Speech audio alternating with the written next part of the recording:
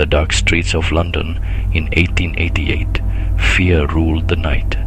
The city was a labyrinth of narrow, winding streets and alleys, shrouded in a thick, almost impenetrable fog. Gas lamps cast eerie glows, creating long, dancing shadows that seemed to move with a life of their own. The air was thick with the smell of coal smoke, and the distant sounds of horse-drawn carriages clattering over cobblestones. It was a time when the divide between the rich and the poor was stark, and nowhere was this more evident than in the East End, particularly in a district known as Whitechapel.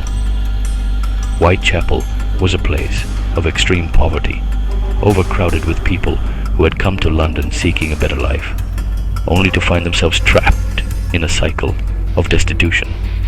The streets were lined with dilapidated buildings, and the air was filled with the cries of street vendors, the clatter of factory machinery, and the occasional shout of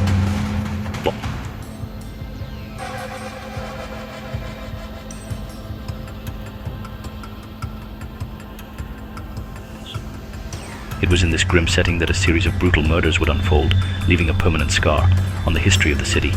5 women, all of them living on the margins of society, were brutally murdered in this poor neighborhood. Their names were Mary Ann Nichols, Annie Chapman, Elizabeth Stride, Catherine Eddowes, and Mary Jane Kelly. Each of these women had their own story, their own struggles, and their own dreams. But their lives were cut short in the most horrific manner. The bodies of these women were discovered in various locations throughout Whitechapel, each one more gruesome than the last. The killer's methods were shockingly brutal, involving deep cuts and mutilations that suggested a level of anatomical knowledge. The police were baffled. Despite their best efforts, they couldn't find a single clear clue that would lead them to the murderer. The streets of Whitechapel became a place of terror, with residents fearing to venture out after dark. The police patrolled the area in greater numbers, their lanterns casting flickering lights on the cobblestones, but the killer seemed to vanish into the night, leaving no trace behind. The newspapers of the time were quick to seize upon the story, sensationalizing the murders and stoking public fear. Headlines screamed of the Whitechapel Murders and the Fiend of Whitechapel. It wasn't long before the killer was given a name that would become infamous: Jack the Ripper. The name itself conjured images of a shadowy figure lurking in the fog, a knife gleaming in the dim light. The press coverage was relentless, with each new murder adding to the frenzy. The public was both horrified and morbidly fascinated, and the case of Jack the Ripper became one of the first media sensations of the modern age. The identity of Jack the Ripper remains one of the greatest mysteries in criminal history. Over the years, countless theories have been proposed, and numerous suspects have been named. But the true identity of the killer has never been definitively established. The case has inspired a vast body of literature, films, and even tours of the murder sites, keeping the memory of those dark days alive. As we delve deeper into the story of the Whitechapel Murders, we will explore the lives of the victims, the investigation that followed, and the enduring legacy of Jack the Ripper. Join us as we journey back to the foggy streets of Victorian London, where fear and mystery still linger in the shadows. Not long after, the press received mysterious letters from someone claiming to be the murderer, signing as Jack the Ripper. One of those letters even came with half a human kidney, as if the killer was mocking the police. The city of London, shrouded in a thick, almost impenetrable fog, was gripped by fear and uncertainty. Night after night, the gas lamps flickered along the cobblestone streets, casting long, ghostly shadows that seemed to dance with every gust of wind. The chilling silence was broken only by the distant clatter of horse-drawn carriages and the occasional tolling of church bells echoing through the labyrinthine alleys of Whitechapel. It was in this haunting atmosphere that the investigation into the infamous murders began. A desperate search for answers in a city paralyzed by terror. For months, the Metropolitan Police worked tirelessly, their efforts relentless but often fruitless. Hundreds of suspects were brought in for questioning, their faces illuminated by the dim glow of lanterns in cramped interrogation rooms. Detectives pored over maps of the city, tracing possible escape routes and searching for patterns in the killer's movements. Officers scribbled notices by candlelight, their hands trembling with exhaustion and frustration. Crowds gathered at the scenes of each new crime, their whispers fueling rumors and speculation. Newspapers splashed sensational headlines across their front pages, stoking the public's fear and fascination. Yet despite the mounting pressure and the sheer scale of the investigation, no one could uncover the truth. The killer remained a phantom, always one step ahead, slipping through the fingers of even the most determined investigators. As the investigation dragged on, theories about the killer's identity began to multiply. Some believed he was a doctor, a man of science, with a chilling knowledge of human anatomy. The precision of the wounds suggested a practiced hand, someone accustomed to the operating table. Portraits of stern-faced Victorian doctors circulated in the press, and the public imagined a figure moving silently through the night, his medical bag concealing deadly instruments. In hospital corridors, doctors whispered among themselves, wondering if one of their own could be responsible for such horrors. Medical textbooks, open to diagrams of the human body, became objects of suspicion, their pages scrutinized for clues. The idea that the killer was a physician added a new layer of dread, suggesting that the very people trusted to heal could also be capable of unimaginable violence. Others, however, pointed to a different suspect, a Polish barber named Aaron Kosminski. His name appeared in police reports and asylum records, and his background became the subject of intense scrutiny. Barbershops, once places of everyday routine, took on a sinister air as people imagined razors being sharpened for purposes far darker than a simple shave. Old photographs of Kosminski, with his haunted eyes and gaunt features, were passed around as evidence. Some claimed he had a history of mental illness, while others insisted he was simply in the wrong place at the wrong time. The debate raged on, with each new theory adding to the confusion and uncertainty. Was Kosminski the elusive killer, or just another victim of circumstance, caught in the web of suspicion that had ensnared so many? Decades passed, and the mystery only deepened.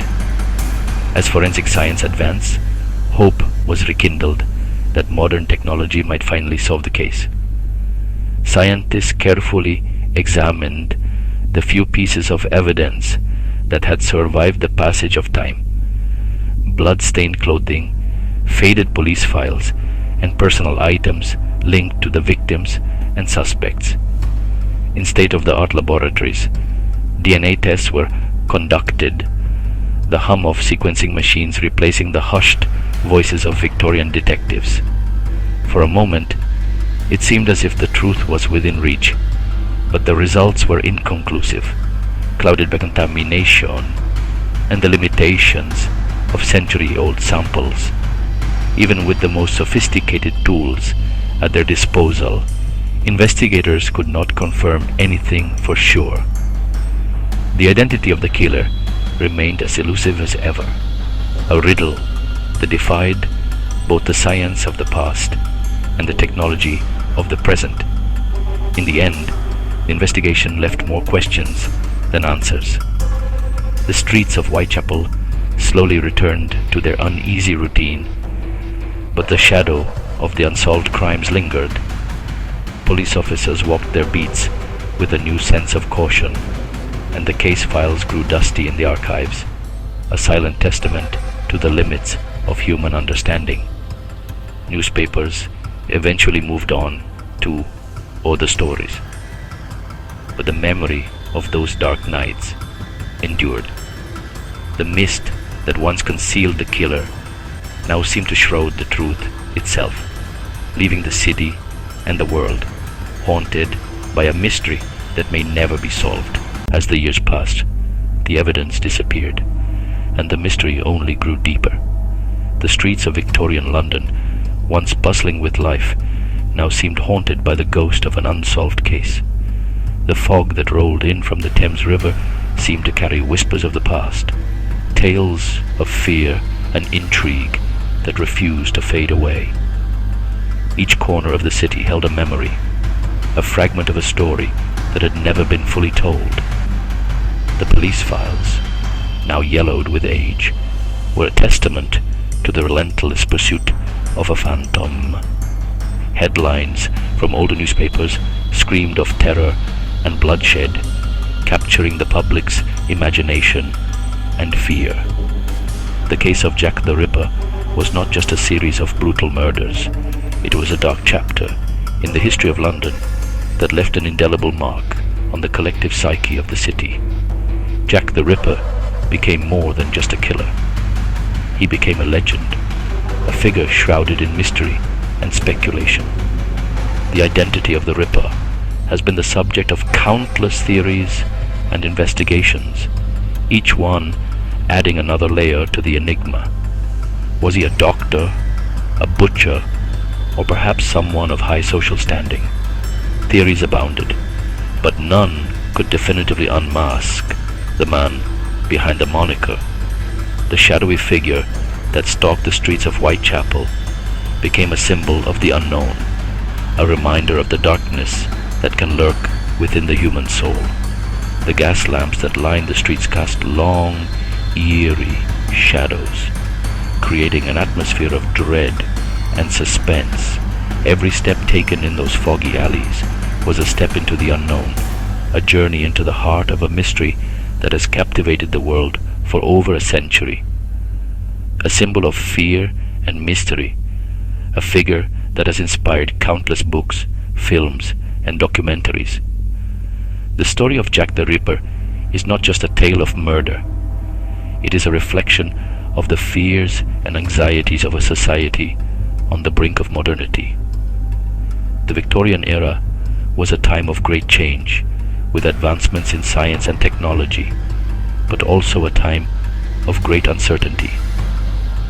The Ripper's reign of terror highlighted the vulnerabilities of a rapidly changing world, where the old ways were being challenged and new dangers were emerging.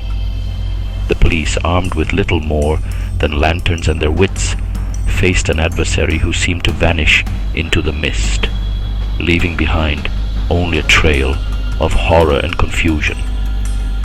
The case became a symbol of the limitations of the law, a reminder that even in an age of progress, there were still mysteries that defied explanation, and a case that remains unsolved to this day. The files marked Unsolved sit in dusty archives, a testament to the enduring mystery of Jack the Ripper. Detectives, both past and present, have pored over the evidence, hoping to find that one clue that would unlock the secrets of the case. The headlines that once shocked the nation now serve as a grim reminder of a time when fear gripped the streets of London.